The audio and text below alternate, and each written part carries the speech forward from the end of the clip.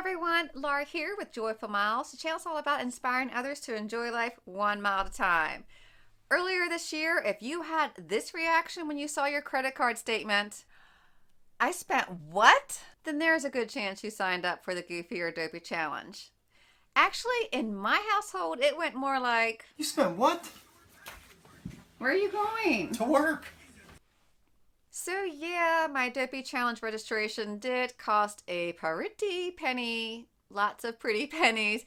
But I tell you what, my experience doing Dopey in 2016 was amazing, wonderful, awesome. Definitely a highlight of my running career. For me personally, I think it was worth every penny, and I cannot wait to try it again in 2018. And as of now, with my running injury, it's looking pretty good that this is possible.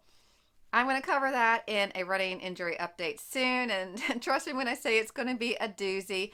But for now, back to you. So you signed up for Dopey. Now what? Now that we're nearing the 200 countdown day mark, I'm going to offer you some tips and suggestions on things you can do now or start thinking about that will make your Dopey experience just as amazing as mine. Quick little disclaimer first, I am not employed by Run Disney or Disney, nor am I a trainer or a nutritionalist. I am just a gal with a YouTube channel and a big whopping Run Disney addiction. Also, the information I'm going to present is based upon my own personal knowledge and experience. And also, Run Disney does change their policy quite often. So if I make a mistake or if there is a policy change, I will be noted in the description box below. So now that that's out of the way, let's get into the good stuff. Now, my first 3 tips are topics that really need their own separate video, especially number 1, now's the time to pick your training plan. In an upcoming Jammin' on the Run episode, Jackie, Megan, and I are going to discuss the training plans that we used for our first Dopey experience, plus obstacles we had, mistakes we made. Trust me, I made a plenty. Things we did right, things we were going to do differently. So you definitely want to be on the lookout for that. Also, Heather Jurgensen over at Running with Grace is putting up her own training plan video very shortly. Links to both of those will be below or up here. I think it's this side. Let's see if I get it right this time once they're available. Until then, the 2 most popular Dopey training plans are Jeff Galloway's, that is available on the Run Disney website, and Hal Higdon's. That was my favorite. That's a plan that I followed for the 2016 Dopey Challenge. It is an 18-week plan that has you running 4 to 5 times a week, plus doing cross training, and the highest mileage is 20 miles 2 weeks prior to Dopey, which personally, I felt like that was great. I felt very conditioned. I did not think it was necessary for me to go over 20 miles. Jeff Galloway's plan that will be starting at the end of June is a 29-week plan that does include 1 recovery week, and it has you running 3 to 4 times every week, with the highest mileage being 26 miles 3 weeks prior to the Dopey Challenge. Whew, that was a mouthful. This is an awesome, awesome plan, especially if you are new to this, if it will be your first marathon and you really don't know where to begin. It's also great for those who like to do intervals and those who like to run straight through. Regardless of what plan you choose, the biggest priority is to get you used to being on your feet and running 4 days in a row. Another important element, like I said before, is cross training, which is something that I really need to improve on for the next time. Strength training is not only going to make your muscles stronger, but it will help them to recover faster. Other workouts such as Pilates, yoga, stretching. My personal favorite is the stretching workout from the P90X video series. They're going to help keep your muscles limber, stretched out, and also keep away injuries. Trust me, I'm like the injury queen now after being sidelined for 9 months. One thing I would definitely not recommend, however, is doing a lot of high intensity cardio workouts such as Orange Theory or Insanity, especially on weeks when you have a lot of mileage, a lot of ground to cover, because it will exhaust you and put you at risk for overtraining. But again, we are going to seriously hit this topic hard, so you definitely want to subscribe so you don't miss a thing. Number two, and equally important to training, is nutrition and learning what your body needs to be able to handle the stress and the amount of training that you're going to put it through. Again, this is something we're going to hit in an upcoming video because it's so important and everybody is different. For example, this gal needs a ton of calories to get through a Walt Disney World marathon, especially when it comes on the heels of a 5K, 10K, and half marathon. I'm talking for breakfast. As soon as I wake up, I will have a bagel with peanut butter and oatmeal. About 90 minutes prior to the race, I will have a Nature Valley granola bar. That is my go-to snack for any race. I'll also take one salt tab before the race, and then on average about one every hour during the race, depending upon the heat and humidity. I always have one sports bean packet 30 minutes before the race, and then before the start I'll have one goo gel, and then I'll continue to have one every 30 to 45 minutes of the race, depending upon the heat and humidity again. And I'll also get one of those pacing wristbands, and I'll highlight the time where I need to take my next goo, because this is very important for me. At the mile 17 mark, I need another mini meal. Usually that will be another bagel with peanut butter that I will prearrange with a friend to have on the course for me. And then at the mile 20 mark, make sure I get this right side up, I will have a piece of Plow-On gum. I discovered this before the Baltimore Marathon, and I love, love, love this product. And then afterwards, my favorite recovery snack is the Pure Protein Bar. I will have one of these after the 5K, 10K, half, and marathon. Normally, it's not necessary for me to have a big dose of protein after a 5K or a shorter run, but because it is a multi-day challenge, it is important for me to get this in. So yeah, I need a lot of calories. This is something that I figured out through training and trial and error. And also, I am not one to trust Run Disney for my nutritional needs. I learned this in the 2015 half marathon, where they ran out of the Cliff gels, and I could have been in trouble had I not packed enough for myself. So again, covering this in greater detail later on, but I will say that this is something that you really need to pay attention to and learn what works for yourself. Do you hear my dogs barking? They agree with me. Number three, during the next 200 some days, you are also going to be discovering what your running and recovery needs are. Just like nutrition, everyone has special running needs, whether that's KT tape or compression socks or sleeves, custom inserts in your shoes, or what have you. Same with your recovery needs. Now's the time to start learning what it takes to make you feel recovered and able to walk without a gimp the next day after a long run. I know for myself that includes an ice bath for any long runs that are over 12 miles, protein within 30 minutes, and even though I kind of hate it, a big rug down with the stick. Ugh, I have a big love-hate relationship with that, but it works a lot better for me than a foam roller. Some people also swear by the BFF Miracle Buffer, and this is something that I'm kind of thinking about investing in. So, if I do, a big review will be coming up soon. One thing you do not want to do, however, is change your shoe model or type in the fall or winter months when your training mileage is getting really high. Take that from someone who has been injured for 9 months. I don't know if that's what caused my injury. It could have. I'm not quite sure. I did switch models too soon before a half marathon. So if you are going to look for a different type of shoe in the early summer months when your mileage is not that high, it's a time to do so.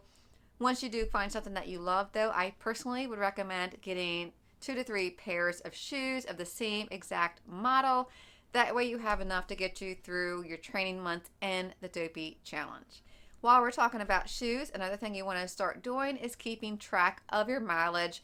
If you are using an app such as Garmin Connect or Runkeeper or Map My Run, this is very, very easy to do. You can program in your shoe, and then every time you do a run, you can mark which pair you were wearing. So very easy to do. Definitely something you want to try. Okay, so now that we got the heavy hitters done, let's have some fun, starting with number 4. If you are interested in buying commemorative items, you want to do it now rather than wait. Run Disney in the past has not given any type of notice when the commemorative items will sell out. And in the past, it's averaged like late June, July. So if you do want to buy something such as a commemorative jacket or a pin bundles, you want to do it now. It is very easy to do so. Just go to the Marathon Weekend event page on runDisney.com. Go to registration, scroll to the bottom where you see commemorative items. That link will take you to active.com, where once again, scroll to the bottom where you see commemorative items, and it's very easy to do so from there. Quick note though that as of now, you cannot return the commemorative items at the expo, which is a bummer. I know, but at least then you won't run the risk of your favorite pin being sold out. Number 5. You know I'm going to like this topic, and that is to plan your costumes early.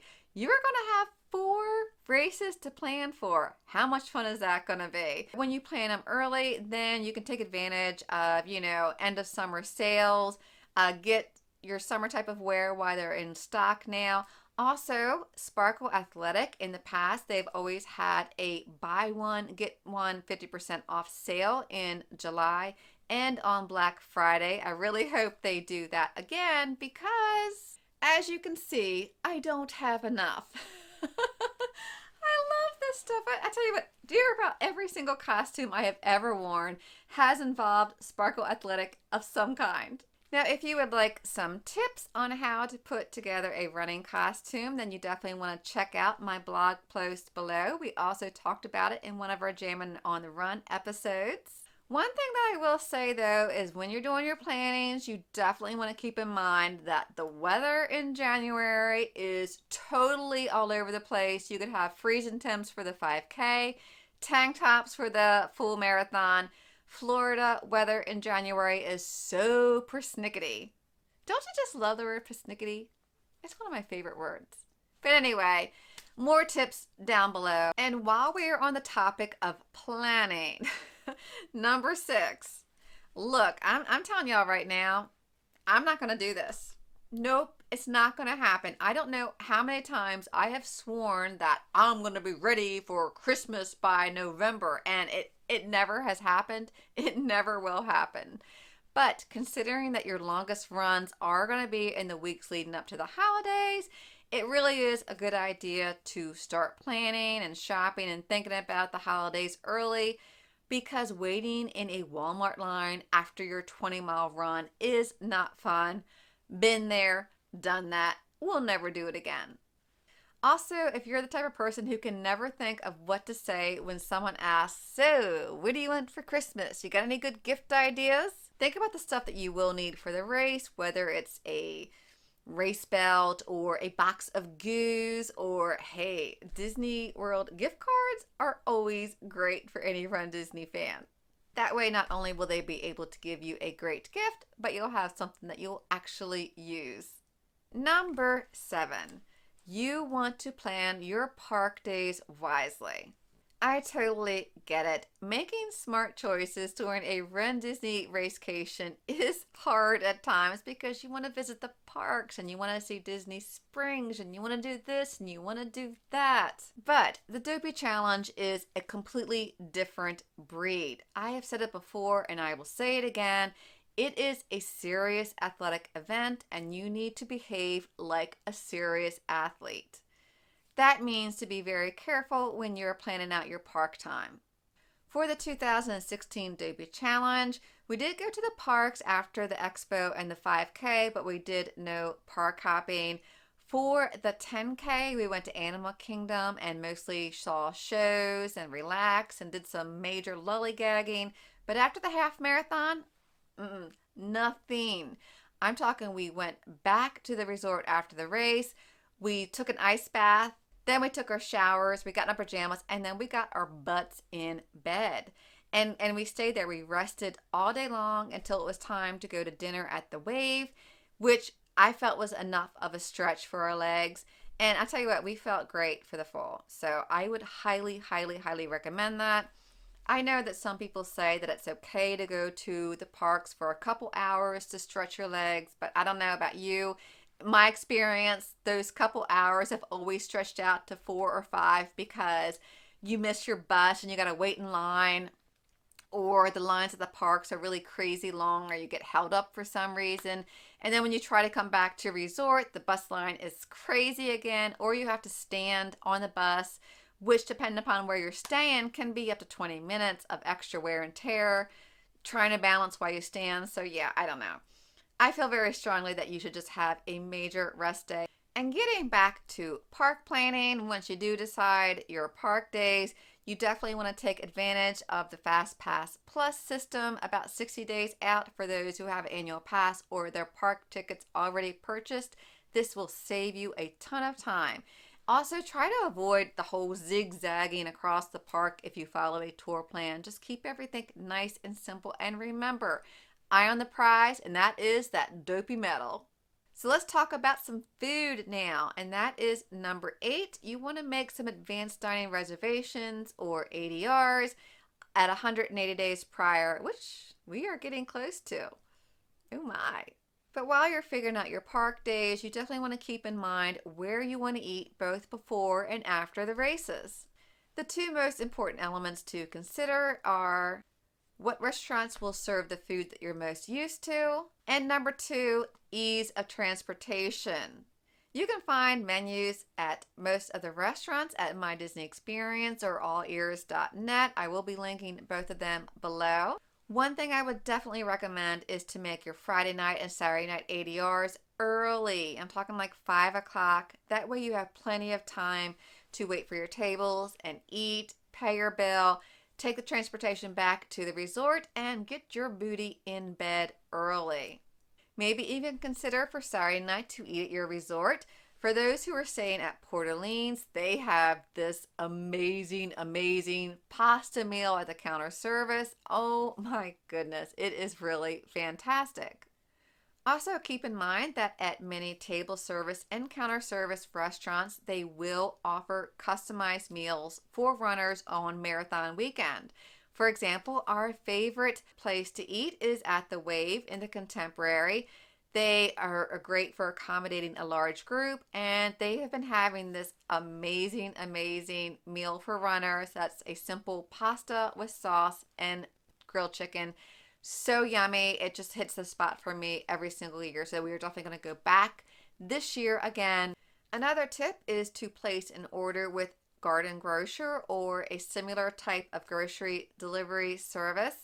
We got really carried away and ordered way too much for the 2016 Dopey Challenge, but you can get your bananas, a case of water, Smart Water, Gatorade, if you're more of a Gatorade fan, over Powerade. That way you can be sure to get your nutrition in. I also brought things like the peanut butter packs from home, trail mix, granola bars, that type of stuff, so I saved some money. And speaking of money, while you're figuring out your budget for this racecation, you definitely want to leave a lot of room in for Uber rides. Oh my goodness, I have become the biggest Uber and taxi gal, especially when you're with a group of people. The charge is very minimal. It saves so much wear and tear on your leg. So yeah, Ubers can be your best friend during a marathon weekend. Cannot recommend it enough. Also, for those of you who do plan on doing some park hopping, hopefully early on or after the main races, you might want to look into purchasing tickets for the express transportation bus. These will easily take you from park to park, and it costs, as of now, $20 per day or $29 for a multi-day ticket. This will greatly reduce your travel time because you won't have to go through security again when you park hop or the turnstiles.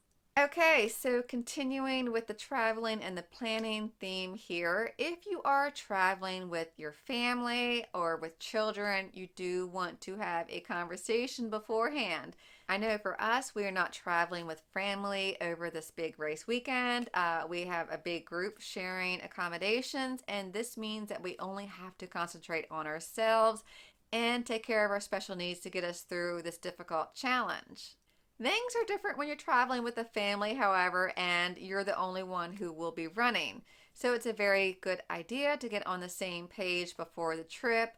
You don't want to come back from the half marathon looking forward to taking a nice long nap and you find your kids dressed and ready for the park with their little doe eyes saying, "Oh, I can't wait. Let's go to the parks and have some fun." And all you want to do is sleep.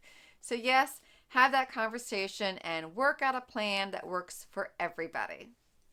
Okay, so we're at number 10. Consider documenting your experience.